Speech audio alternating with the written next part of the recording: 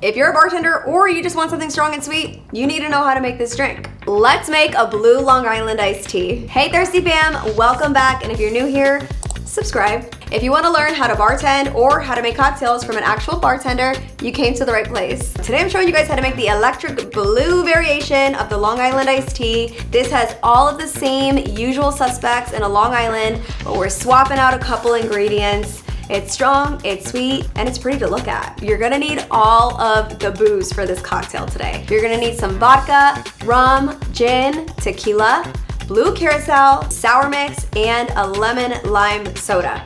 Today we're using Sprite, but any lemon lime soda will do. If you wanna make this cocktail alongside me, go to bottlerover.com and get some booze delivered to your door.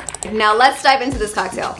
In a cocktail shaker, add a half ounce of vodka, a half ounce of gin, a half ounce of rum, a half ounce of tequila, a half ounce of blue curacao, and 1 ounce of sour mix. We're gonna shake that up real good, and then we're gonna strain this and top it with some Sprite. The Blue Long Island gets a lemon and a cherry garnish. Comment below and let me know what cocktails you wanna see me make next. Woo! She's strong.